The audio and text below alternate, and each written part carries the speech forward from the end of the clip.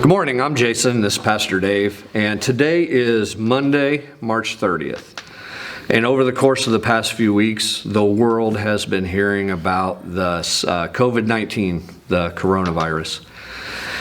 And we have been on a 2-week quarantine here in the U.S., and that just got extended yesterday by our president all the way through the end of April.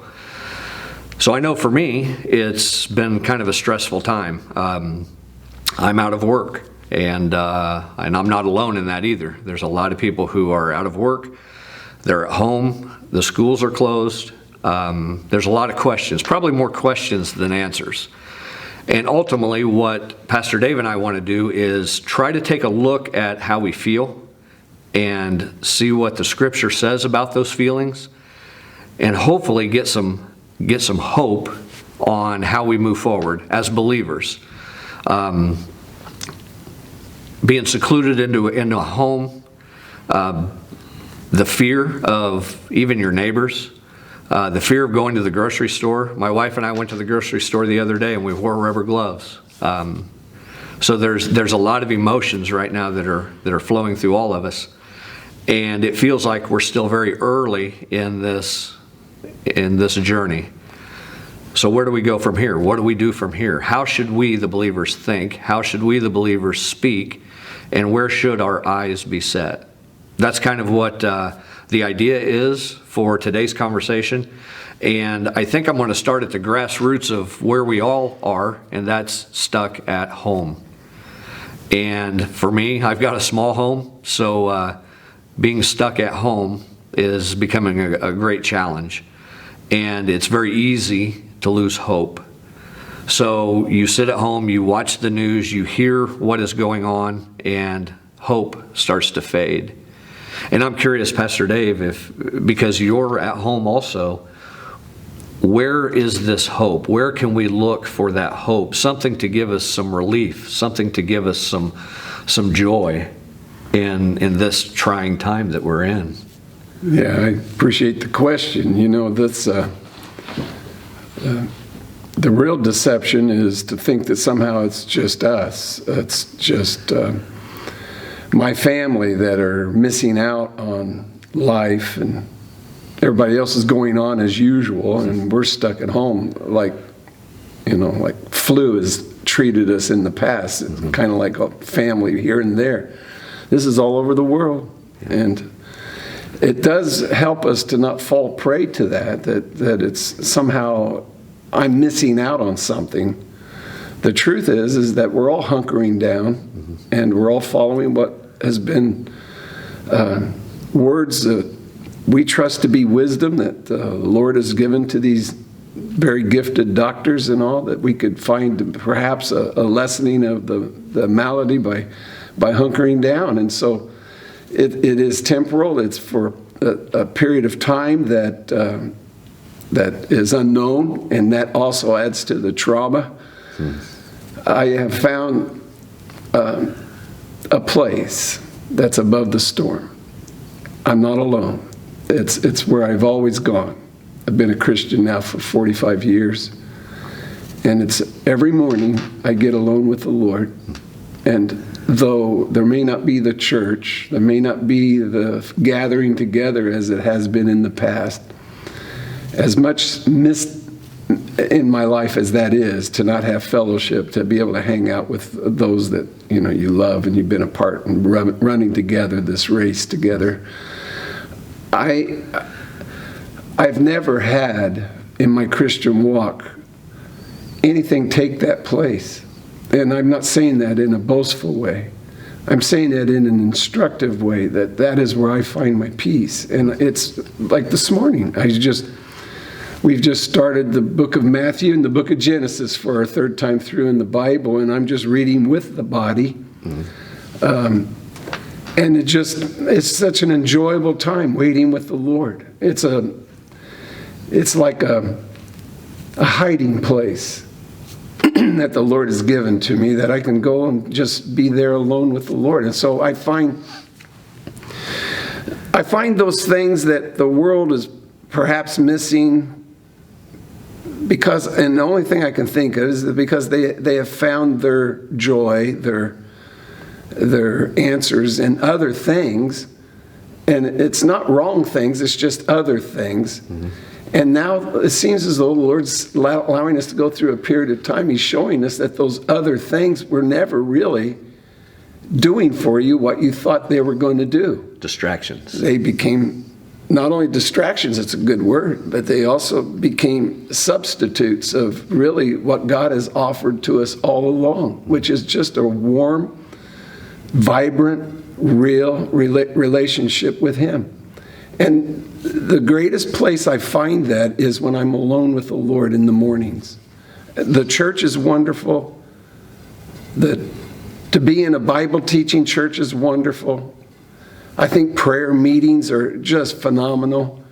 But I find something I can't find anywhere else when I get alone with the Lord and in His Word. And so if I can encourage anybody at any time in this particular time, is that it would be one of the greatest things that you can glean from this period of time in our history is a relationship with the Lord on a personal level where you get alone with the Lord and you seek after His direction, His desire for your day, and ideas for your family, and perhaps things you can do with your family, encouraging them in their walk in the Lord. But I find that's pretty much where I've always found my personal encouragement comes from my time with the Lord. And I really have to believe that was true of Jesus. That every morning He had people that wanted to kill Him. He had Pharisees that hated Him.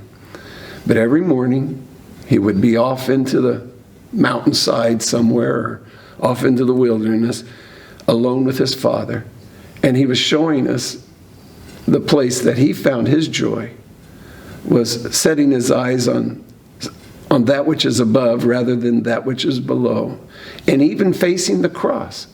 He just had this place where, as He said, though all you may depart tonight, talking to His disciples, but I'm not alone.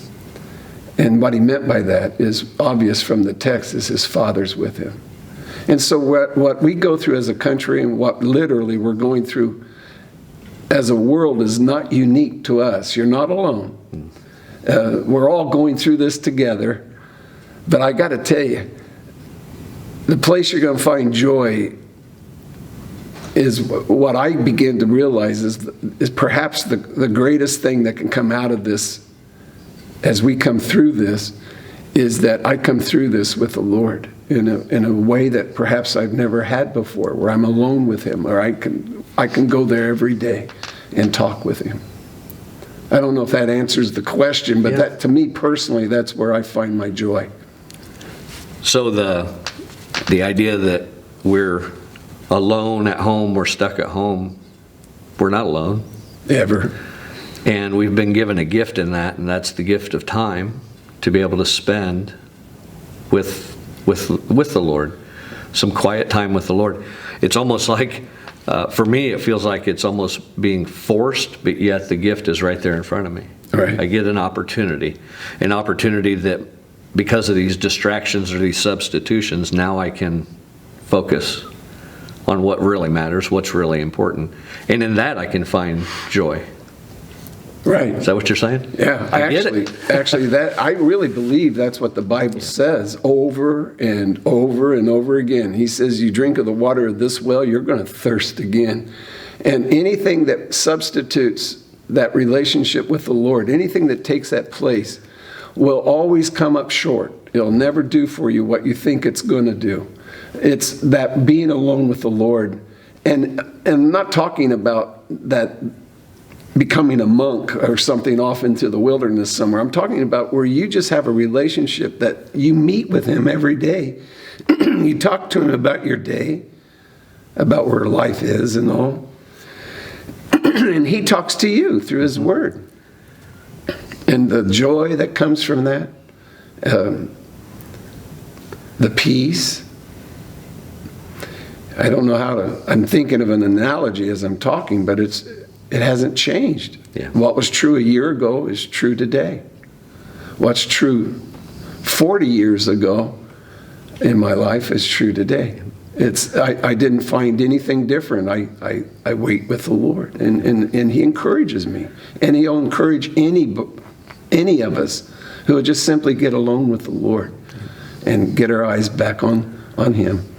He'll even help you endure those kiddos in the home and all the tension that goes on. And it's just He's a life changer. Yep. So the hope is there. The joy is there, and we've been given an opportunity to seek that out quietly and alone, or not alone, with our God. So if you've made it to the end of this video, my guess is that you're curious. You've got some time on your hands, and you maybe have some questions. So as I said at the beginning of the video, today is Monday, March 30th, and this coming Wednesday, which would be, April 1st? Is that right? April 1st at 6 p.m., we're going to set up kind of like we are right now, but it's going to be live. It'll be live on the Facebook page, and we're going to do questions and answers and have an opportunity for you, the viewer, to be able to call in and throw some questions toward Pastor Dave and see how the Lord leads.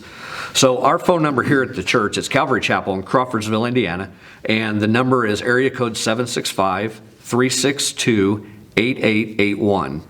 And this will also be broadcast on the radio, our local radio station, which is FM 88.1. And you see how the phone number and the radio station kind of go together?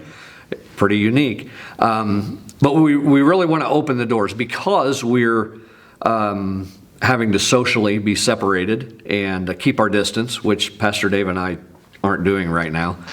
But we want to give that opportunity for questions to come up. Because again, I believe there are more questions right now than answers. And we have a resource that has the answers to most of the questions, probably all of the questions. So we want to give that opportunity. Wednesday, April 1st, 6 p.m., we're going to have this sort of a setup.